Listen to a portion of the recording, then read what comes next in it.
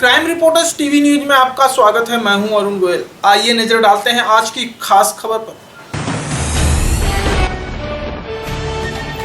वसई में महाकाल गैंग के सातीर अपराधी गिरफ्तार।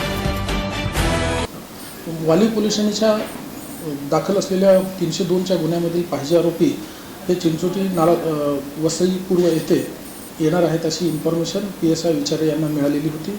त्या इन्फॉर्मेशनच्या अनुषंगाने स्थानिक गुन्हे शाखेतील अधिकारी आणि कर्मचारी यांनी चिंचोटी येथे सापळा रचून आम्ही टेहळणी करीत असताना एक बजाज पल्सर गाडीवरून 3 इसम येताना दिसले। त्या इसमांना आम्ही थांबवलं असता आणि त्यांना पोलीस आहोत अशी ओळख त्यांना करून दिल्यानंतरही त्यांनी आमच्याकडे शरण न येता त्यांनी पोलीस पथकावरती हल्ला केला। त्यामध्ये पोलीस शिपाई शरद पाटील आणि कोरे हे जखमी झालेले आहेत। त्यानंतर आम्ही त्यांना ताब्यात घेतलं। 2 पंचांना पाचारण करून त्यांची अंगझडती घेतली असता त्यातील दोघांच्याकडे 2 देशी बनावटीचे पिस्टल, एकाकडे 1 देशी बनावटीचा कट्टा आणि 6 राऊंड मिळून आले। सर हे सगळे गुन्हेगार आहेत का? हो, यांच्यावरती वाली पोलीस स्टेशनमध्ये एक 302चा गुन्हा दाखल आहे, एक 302चा प्लॅनिंगचा गुन्हा दाखल आहे।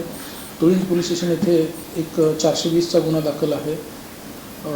त्यानंतर मध्य प्रदेश आणि उत्तर प्रदेश येथे रॉबरी आणि एक्स्टॉर्शनच्या केसेस दाखल आहेत आणि या सर्व गुन्ह्यामध्ये हे वॉन्टेड आहेत। याच्यावरती कुठल्या प्रकारचा आता गुन्हा दाखल करण्यात आला आहे? यांच्यावरती पोलिसांच्यावरती हल्ला केला, स्वतःची अटक टाळण्यासाठी त्यांनी प्रयत्न केला म्हणून त्यांच्यावरती भादवी 353-34 सह 325 आर्म्स ॲक्ट प्रमाणे कारवाई करण्यात आलेली आहे आणि यांना माननीय न्यायालयाने 19 तारखेपर्यंत पोलीस कस्टडी मंजूर केलेली आहे। सर हे महाकाल गँगचे सदस्य आहेत। महाकाल गँग म्हणजे काय, नेमके कुठल्या आहेत आणि यांच्यावरती तिथे पण गुन्हे दाखल आहेत का त्या परिसरात? हे मोस्टली उत्तर प्रदेशमध्ये महाकाल गँग म्हणून प्रसिद्ध आहे, त्यांच्याशी हे संबंधित आहेत आणि यातल्या मुख्य आरोपीनेही महाकाल या नावाने त्यांनी एक ग्रुप इकडं स्थापन केलेला होता आणि ते काम करत होते। उत्तर प्रदेशमध्ये सुद्धा की यांच्यावरती रॉबरी आणि एक्स्टॉर्शनची केस दाखल आहे। असं बोलू शकतं का आता उत्तर भारतीय जे महाकाल गँग आहे ती पण सक्रिय झाली? त्याबद्दल इन्व्हेस्टिगेशन चालू आहे। सर ह्या पथकात तुमच्यावरती हल्ला केला, जर तुम्ही बचाव नाही केला तर तुमच्यावरती जास्त हल्ला झाला असता का? निश्चितच त्यांनी हल्ला केला असता, परंतु आम्ही त्याच अगोदर त्यांना दबोचलं म्हणून ते पकडले गेले। अग्निशस्त्र कशासाठी आणले? काही मोठी घडामोडी काहीतरी करणार होते?